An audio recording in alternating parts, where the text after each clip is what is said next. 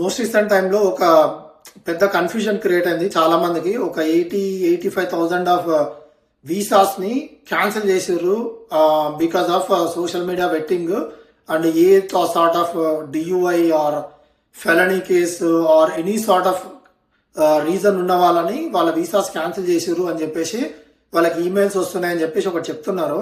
చాలా మంది ఏం చెప్తున్నారంటే కంట్రీలో ఉన్న వాళ్ళకి పెద్ద ఇష్యూ లేదు, ఓన్లీ కంట్రీ దాటినప్పుడే ఆ వీసా కరెంట్ది క్యాన్సిల్ అయిపోయింది కాబట్టి మళ్ళీ వీసా ఇంటర్వ్యూకి వెళ్ళి మళ్ళీ బ్యాక్ రావాల్సి వస్తుంది అని చెప్తున్నారు.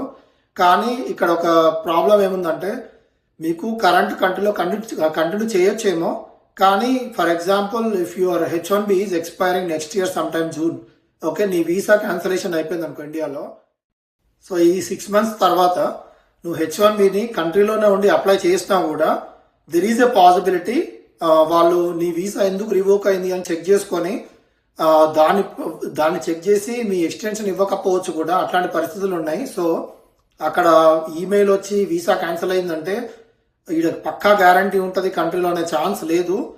ఎందుకంటే ఇప్పుడు ఆల్మోస్ట్ గవర్నమెంట్ ఆర్గనైజేషన్స్ ఏవైతే ఉన్నాయో entities, everybody is cooperating with each other, everybody sharing the data between the departments. కాబట్టి వీసా క్యాన్సిలేషన్ ఇన్ఫర్మేషన్ కూడా USCIS దగ్గరికి వెళ్ళిపోయి వాళ్ళు చెక్ చేసి మీ ఎక్స్టెన్షన్స్ ఫ్యూచర్లో వచ్చే వాటిని రిజెక్ట్ చేయడము ఆర్ రివోక్ చేయడము ఆర్ క్యాన్సిల్ చేయడం జరగవచ్చు స్టేటస్. సో ఇది ఒక చిన్న కన్ఫ్యూజన్ చాలా మందికి ఉంది, కంట్రీలో ఉన్నంతవరకు సేఫ్ అనే మైండ్ సెట్లు ఉన్నారు. బట్ అసలు సంబంధం లేదు, ఆ పర్టికులర్ టైం వచ్చి మీ ఎక్స్టెన్షన్ ఫైల్ చేసినప్పుడు ఏమన్నా జరగవచ్చు.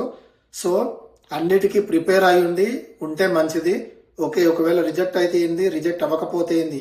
సో ఇటు సైడ్ ఆలోచించుకొని అటు సైడ్ ఆలోచించుకొని ప్రిపేర్డ్గా ఉంటే there will be no last మినిట్లో కన్ఫ్యూజన్ ఉండదు ఒకవేళ ఆ డెసిషన్ జరిగినప్పుడు.